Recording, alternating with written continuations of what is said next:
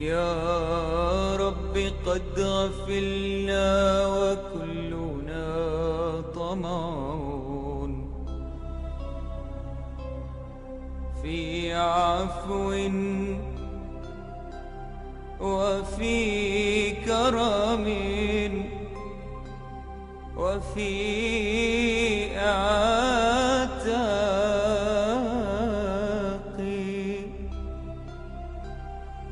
وجنة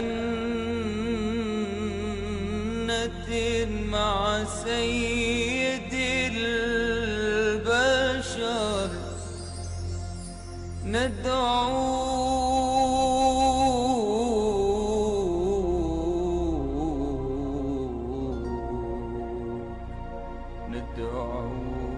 ربي من الأعماق.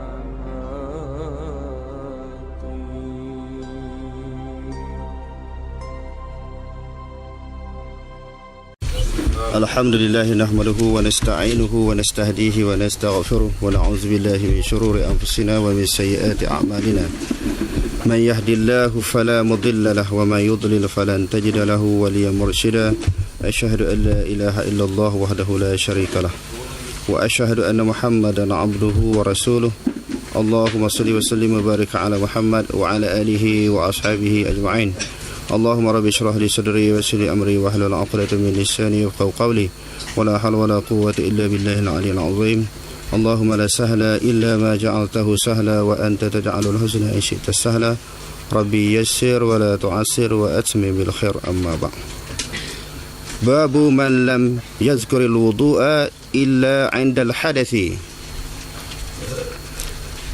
Bab seseorang yang tidak menganggap ataupun golongan yang tidak menganggap berwudu illa indal hadasi, melainkan ketika berlakunya hadas. Maksudnya istihadah ini sebagaimana yang kita pelajari di dalam hadis-hadis yang lalu ataupun tajuk-tajuk yang lalu, dia berlaku khilaf daripada pandangan ulama. Maknanya sebahagian daripada ulama berpendapat bila seseorang itu didatangi istihadah, kalau di dalam mazhab Syafi'i, dia berwuduk terlebih dahulu setelah masuknya waktu sembahyang. Jadi bila dia sembahyang dia dah habis, maknanya sembahyang yang wajib dibenarkan satu wuduk, dan beberapa sembahyang sunat. Jadi dia nak ambil sembahyang ni mesti masuk waktu sembahyang terlebih dahulu. Di dalam mazhab Hanafi tak apa, tak masuk waktu sembahyang dulu pun boleh ambil, selama mana ada waktu. Umpamanya tadi sembahyang maghrib tadi sampai sembahyang isya, sembahyang dia tidak batal. Masuk waktu sembahyang yang kedua, dia nak sembahyang isya pula, dia kena wuduk lain. Pendapat yang ketiga, iaitu pendapat yang diketengahkan oleh Imam Malik, istihadah ni dia tak batal sembahyang. Maknanya kalau sekiranya didatangi oleh hadas yang lain, baru dia batal. Macam kita bincang di dalam mukadimah apa dia, Muwatta' Imam Malik dulu. Begitu juga silsilatul baul. Orang yang didatangkan oleh silsilatul baul ini, yang keluar najis dia tak berhenti ini, kalau najis itu sahaja dia tak batal. Sehinggalah didatangi oleh hadas yang lain. Maksudnya kalau dia terkentuk ke, dia kencing ke, dia buang air besar, baru batal. Jadi tajuk yang diketengahkan oleh Imam Abu Daud di sini bermaksud bahawa di sana ada mazhab. Di sana ada pandangan bahawa istihadah ini dia tak batal air sembahyang kalau sekiranya tidak berlaku hadas yang lain selain daripada darah istihadah. Itu maksudnya. Maknanya kalau istihadah ni dia datang banyak mana sekalipun, dia tak batal air sembahyang dia, kecuali didatangi oleh hadas-hadas yang lain. Maknanya hadas-hadas yang lain tu banyaklah, selain daripada buang air kecil, buang air besar, dia tidur, dia jima', itu batal. Okey, kita masuk kepada hadisnya. Hadis yang ke-305.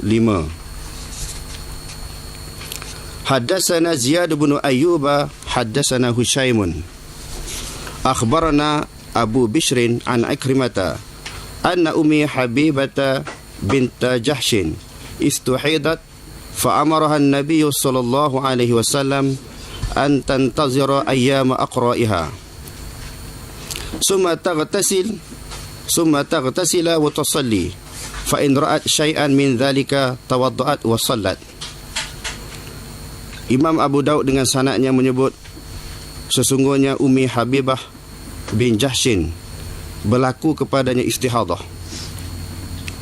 Jadi Nabi SAW perintah Ummu Habibah ini, maknanya Nabi kata tunggu pada hari haidnya. Maknanya hari haid berlakunya haid, baru kamu berhenti sembahyang, baru berhenti puasa.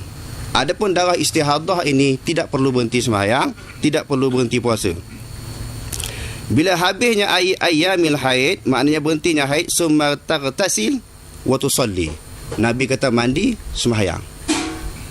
Sebagaimana hadis-hadis yang lepas yang kita pelajari di dalam apa dia, Abu Daudnya, di dalam Muwatta' Imam Malik, hadis-hadis yang telah berlalu, bahawa orang istihadah ini bukanlah penghalang kepada seseorang itu untuk meninggalkan sembahyang dan meninggalkan puasa. Fa in ra'at syai'an min dhalik, kalau dia melihat sesuatu, syai'an, sesuatu hadas, min dhalik, selain daripada hadas istihadah. Jadi orang istihadah ni, kalau dia didatangi oleh satu hadas yang lain, sebagaimana yang kita sebutkan tadi, bahawa air sembahyang dia tidak batal berdasarkan kepada tajuk yang diketengahkan oleh Imam Abu Daud tadi. Dia kata apabila dia telah melihat syai'an min zalik, sesuatu hadas selain daripada istihadah.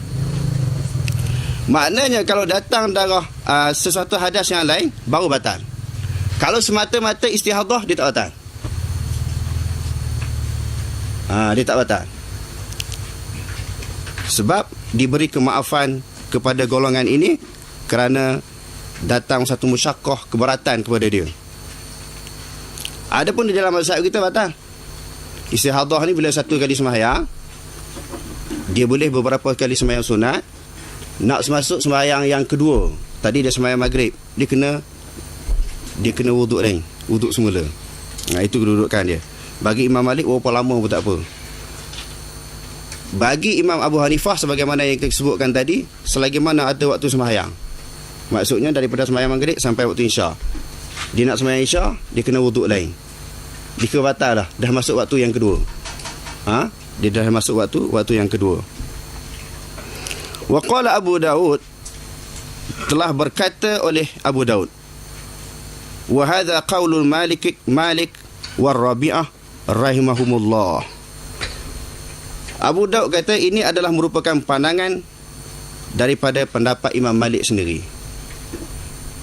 Maknanya kalau kita nak pegang di sudut fiqh yang agak ringan dalam masalah ni, pegang kepada pendapat Imam Malik dan juga Rabi'ah.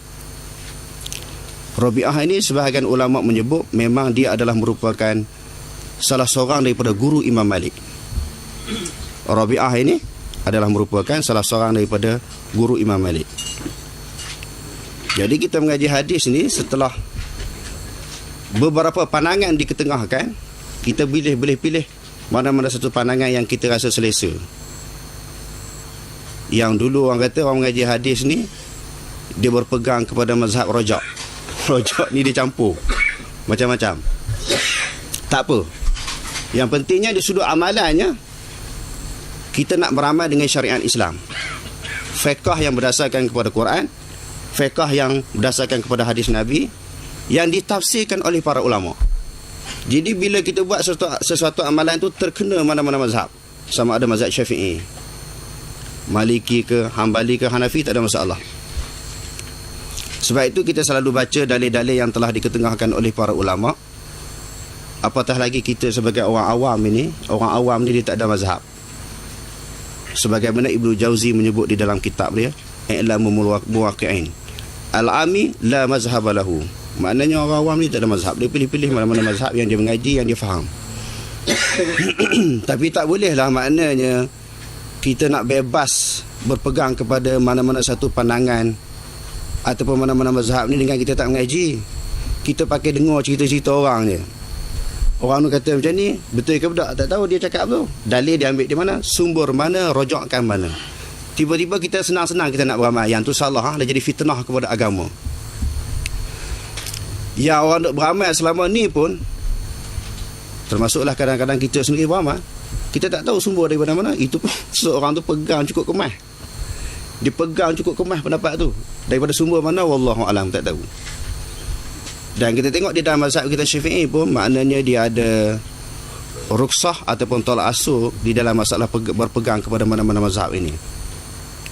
Umpamanya sebagaimana yang disebut oleh Allamah Syaukani di dalam kitabnya Irsyadul Fuhul.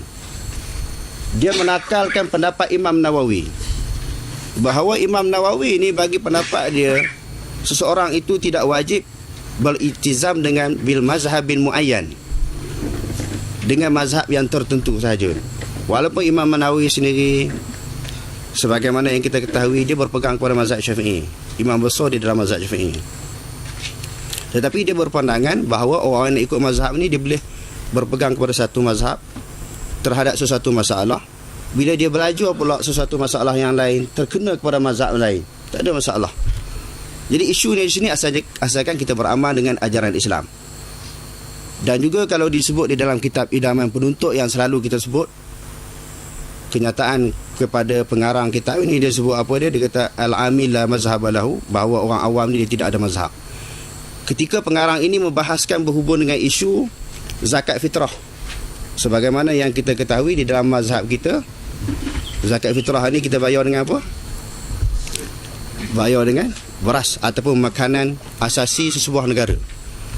Jadi pengarang kitab itu kata, maka harus apabila telah kita, pihak pemerintah umpamanya, dia mengarahkan kita bertaklid kepada mazhab mana-mana mazhab, umpamanya mazhab Hanafi, maka kita boleh ikut mazhab Hanafi ni. Maknanya dinilai dengan harga makanan ataupun harga beras. Okey ya, maknanya berhubung dengan pendapat yang diketengahkan tadi, itu dipegang oleh Imam Malik dan juga Rabi'ah rahimahullah. Wa Rabi'ata wa hadha qawlu Malikin wa Rabi'ata rahimahumullah. Haddatsana Abdul Malik bin Shu'aib, haddatsana Abdullah bin Wahb, akhbarana Al-Laits an Rabi'ata annahu kana la yara 'ala al-mustahadati wudu'an 'inda kulli salatin. Jadi Lais dan juga daripada Rabi'ah, dia berkata sesungguhnya dia tidak menganggap bahawa istihadah itu wudu'an 'inda kulli salatin, maknanya berwuduk pada setiap kali nak sembahyang. Sebagaimana yang kita sebutkan tadi, illa an yusibaha hadathun ghayra ad-dami fatawaddau, kecuali lah dia kata di sini berlaku kepada dia hadas yang lain. Illa an yusibaha, melainkan berlakunya kepada seseorang yang istihadah itu hadathun. Hadathun ni kalau kita mengaji bahasa Arab dipanggil isim nakirah, kecuali berlaku kepada dia hadas-hadas yang lain selain daripada hadas istihadah. Jadi kita tengok ada riwayatnya boleh berpegang dengan dalil tersebut. Qala Abu Daud hadza qawlu Malikin. Abu Daud kata ini pendapat Imam Malik, yakni Ibn Anasin, maknanya Anas bin Malik. Kalau ada orang nak petikai pendapat yang ketiga ini, mungkin berbeza dengan mazhab kita, mazhab Syafi'i ataupun pandangan yang biasa kita amalkan. Jadi kita perlu ingat juga bahawa Imam Malik ini adalah guru kepada Imam Syafi'i. Imam Syafi'i ini mengaji Muwatta yang selepas ni kita akan baca, khatam dengan Imam Malik ini, maknanya guru dia. Bukan maknanya pandangan-pandangan yang kita ambil ikut tepi jalan lah. Maknanya satu sandaran, satu pandangan yang kuat. Babun fil mar'ati taral qudrata was sufrata ba'da tuhri. Bab seseorang yang melihat akan keruh dan juga kekuningan selepas bersih. Bab yang kedua yang kita nak bincangkan pada malam ini, iaitu satu bab yang mana seseorang perempuan yang telah terhentinya haid dia dah berhenti, tiba-tiba keluar lagi darah yang keruh, sama ada dia 3 hari 3 malam, 7 hari 7 malam, 15 hari 15 malam, masih keluar lagi. selepas tuhri, selepas bersih. Maknanya darah kerus dan kuning ini dia keluar selepas bersih. Dah suci itu keluar lagi. Ada jenis-jenis orang macam tu. Ada yang jenis 3 hari 3 malam, lepas tu dia tak keluar dah. 7 hari pun sama, 15 hari pun sama, dia tak keluar dah. Ada di kalangan orang-orang yang tertentu ini, selepas hari-hari biasa tu dia keluar lagi. Jadi kita tengok hadisnya. Bagaimana disebut, haddatsana Musa bin Ismail akhbarana Hammadun an Qatadata an Ummil Huzail an Ummi Atiyata wa kanat bai'atin Nabiy sallallahu alaihi wasallam. Ummi Atiyah ini pernah berbai'ah kepada Nabi sallallahu alaihi wasallam. Jadi bai'ah ni sebab apa berlaku di zaman Nabi? Peringkat permulaan Islam, bila orang Islam menerima tekanan yang begitu hebat daripada pokok kafir ini, musuh-musuh Islam, peringkat permulaan Islamnya orang baru masuk Islam ni sedikit. Untuk supaya orang Islam ini tak lari, bila dia telah menganut agama Islam, berhadapan dengan berbagai-bagai tekanan ni, dia tak lari. Jadi tak nak bagi lari ni, orang Islam ni dia istiqamah dengan pegangan dia terhadap agama Islam, dia perlu berbai'ah dengan Rasulullah. Jadi bai'ah ni bukan sahaja di kalangan orang lelaki, termasuklah orang perempuan.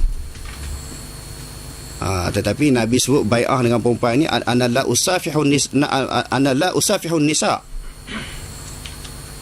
Kalau lelaki memang dia salam seorang-seorang, ada pun orang perempuan ni dia tak salam, dia angkat tangan itu saja, sebagaimana yang diriwayatkan di dalam hadis.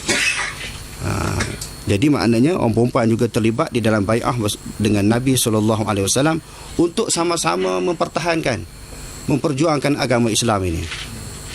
Qalat, dia berkata, kunna la na'uddul qudrata was-sufrata ba'da tuhri syai'an. Adalah kami di zaman Rasulullah SAW tidak menganggap bahawa keruh, darah yang keruh yang keluar daripada perempuan yang setelah kehabisan haid itu, dan juga sufrata, kekuningan, ba'da tuhri, setelah bersih itu sesuatu. Maksudnya kami tak anggap apa-apa hukum, tak ada apa masalah. Jadi di dalam mazhab Syafi'i, kalau darah tu dia selepas bersih, dia keluar lagi, istihadah lagi, selepas berhentinya haid masih keluar darah yang keruh ataupun darah yang kuning, cuma jangan melebihi 15 hari dalam mazhab Syafi'i. Kalau di dalam mazhab Hanafi, jangan keluar itu melebihi 10 hari. Maknanya kalau tak sampai 10 hari masih haid lagi, walaupun setelah suci. Dan di dalam mazhab Syafi'i, duk keluar tu sebelum sampai 15 hari masih haid lagi, lebih daripada 15 hari baru tidak haid. Tetapi berdasarkan kepada fiqh hadis yang kita belajar ni, kita telah mengulangi beberapa hadis yang lalu, selepas berhenti haid, dah dia bersih, datangnya keruh, darah kuning, habis haid. Maknanya bila habis haid, dia boleh wajib sembahyang. Kalau bulan Ramadan berlaku perkara itu, maka dia kena puasa, wajib puasa. Jadi Ummi Atiyah kata, bila berlaku kepada kami di zaman Nabi SAW, berhubungan darah ataupun warna keruh, darah yang warna keruh ataupun kekuningan ini selepas bersih sesuatu, kami tidak menganggapnya ia sebagai haid. Ini sebagai darah kotor, darah yang lain daripada haid. Maka bila darah haid lain daripada haid, hukum dia bukan darah hukum haid. Maknanya sembahyang macam biasa. Kalau dia masuk bulan Ramadan, wajib berpuasa. Kalau dia nak puasa sunat, dia boleh puasa sunat, sebab dia bukan haid. Haddatsana Musaddadun haddatsana Ismailu akhbarana Ayyub. Maknanya di sini suci lah ya? Kira suci. Maknanya bukan dia yang istihadah. Ya? Bukan agak Istihadah? Bukan haid. Bukan haid ya? Istihadah, dia bukan haid. Maknanya darah tu bukan darah haid, dia boleh sembahyang macam biasa. Sufrah dengan kudrah tadi. Istihadah. Sebab apa? Lebih daripada waktu haid. Tidak menganggap sebahagian daripada haid. Tidak menganggap sebahagian daripada haid. Jadi kalau ianya dalam lingkungan 15 hari ketika dikatakan haid lah. Ya, kalau di dalam mazhab kita Syafi'i. Dalam mazhab Syafi'i. Ya. Kalau lebih tak apa. Kalau mazhab Hanafi jangan lebih daripada tidak lebih daripada 10 hari. Maknanya 10 hari ke bawah haid lagi walaupun telah bersih. Tetapi lebih daripada 10 hari tidak dianggap haid lagi. Tetapi kalau berdasarkan kepada fiqh yang ketiga ni, dia tidak haid dah. Sebab lebih dah bersih dah. Sebab tu kami tidak menganggap sesuatu daripada haid. Bersih-bersih dulu. Tapi kalau fi ayyamil haid, maknanya dalam tempoh-tempoh haid tak boleh dianggap haid lagi. Kalau fil ayyamil haid maknanya hari-hari haid dianggap sebagai darah haid lagi. Kecuali maknanya dia keluar setelah bersih itu beberapa hari, 2 hari sehari, selepas tu bersih sungguh. Putih keluar. Tak ada dah. Hak 2 hari tu dia kena haid lagi walaupun lebih hari dia. Maknanya hari-hari yang seterusnya walaupun tak sampai 10 hari sebagaimana di dalam mazhab Hanafi tadi, kena sembahyang. Maknanya selepas daripada berhenti haid tadi, sehari 2 hari dia keluar lagi. Haid dah berhenti dah. Selepas 2 hari pula bersih sungguh. Macam dulu macam orang perempuan ni biasa dia cek lah dengan kapas, dengan apa, dengan kain putih. Tak ada dah warna yang disebutkan tadi, maka dianggap sebagai bersih. Bila bersih ni sebagaimanalah perempuan-perempuan yang lain, dia kena melaksanakan kewajipan dia seperti sembahyang, puasa.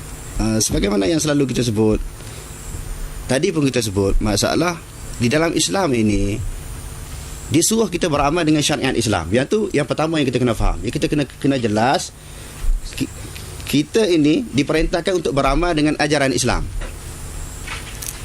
Dalam Al-Quran kata, fa in tanaza'tum fi syai'in farudduhu ila Allah war Rasul. Jika kamu berselisih pendapat ataupun pandangan di antara satu sama lain, hendaklah kamu kembali kepada Allah, kembali kepada Rasul.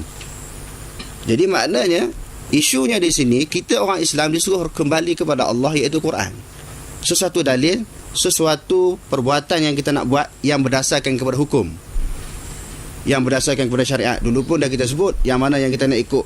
Hadis ni, kalau kita bahas hadis, adakah semua perbuatan Nabi? Tak semua perbuatan Nabi. Yang nak masuk ni di dalam sunnatul tasyri'iyah, maknanya sunnah yang berkaitan dengan hukum syarak. Umpamanya masalah pakaian, diberi kebebasan asalkan pakaian itu menutup aurat. Nak pakai jubah kan, nak pakai serban, itu pula lah pada masing-masing kan. Dia mudah dia nak faham benda tu hak Nabi suruh betul-betul ataupun tidak. Benda tu orang kafir ada buat tak buat. Kalau orang kafir pun buat sekali, maknanya hak tu bukan sunnah disuruh, dituntut untuk kita laksanakan. Itu dipanggil sunnatul jabaliyah. Macam kita kata pakaian, orang kafir pun pakai serban pada masa tu, jubah pun dia pakai. Tapi janganlah tengok orang pakai jubah kata-kata benda ni tak sunat pula.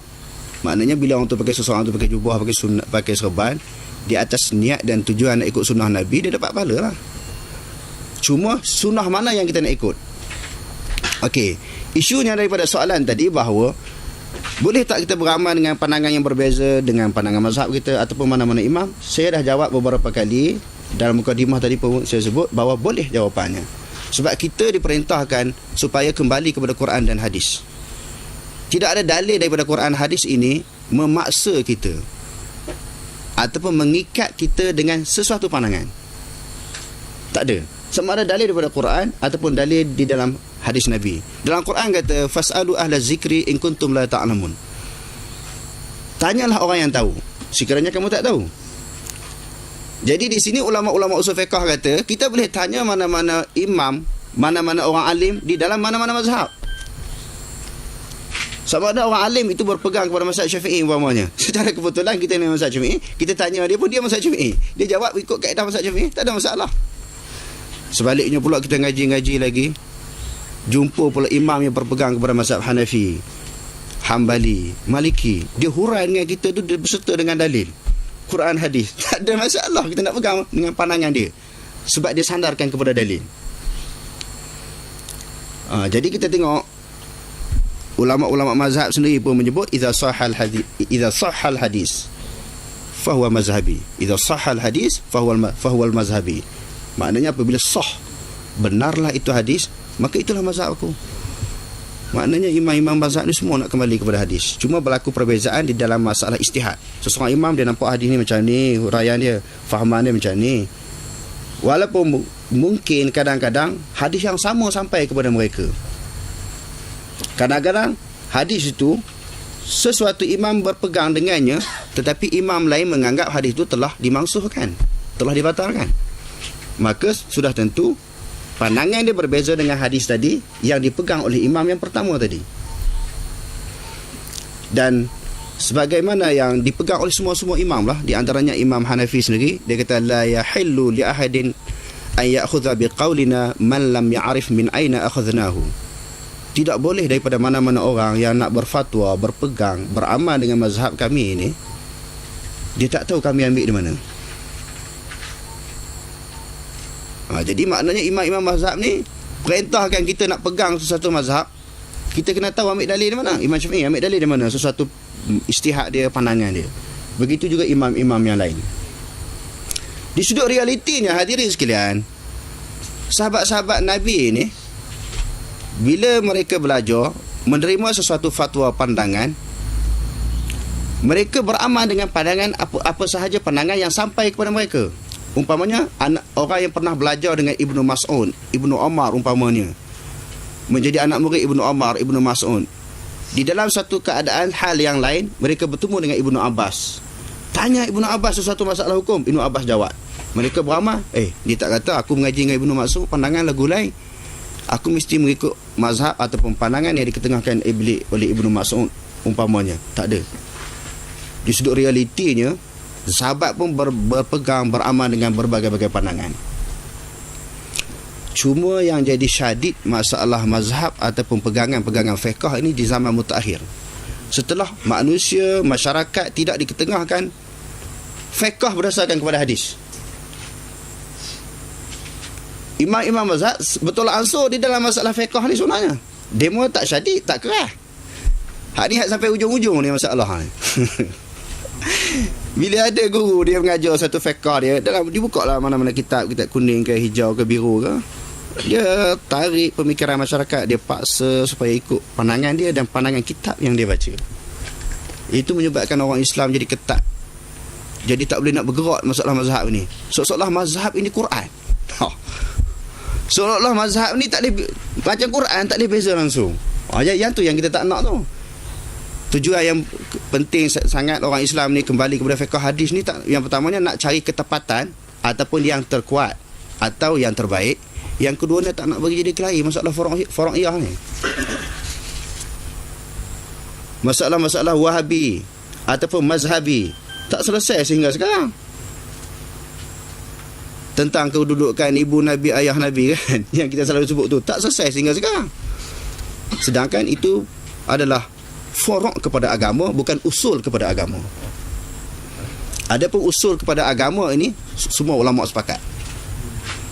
Walaupun di dalam masalah akidah, masalah usuluddin, kalau berbeza itu masalah forok kepada akidah, bukan usul kepada akidah. Masalah tangan tu ditakwilkan dengan apa? Dengan kuasa ataupun pegang dengan hakiki. Kalau tengok dalam YouTube tu, sampai kata ada tangan kafir, sesat. Sebab apa? Bila ada tangan, ada darah, ada urat, ada kulit. Dia faham lagu tu.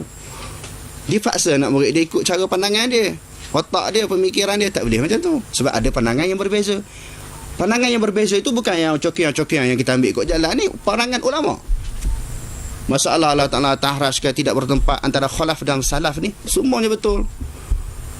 Kedua-dua golongan ini, salaf dan khalaf ini, sama-sama nak mengesakan Allah, nak mentauhidkan Allah, nak mengagungkan Allah, dan nak mendidik masyarakat supaya masyarakat ini tidak menganggap Allah Ta'ala itu bersamaan dengan baharu.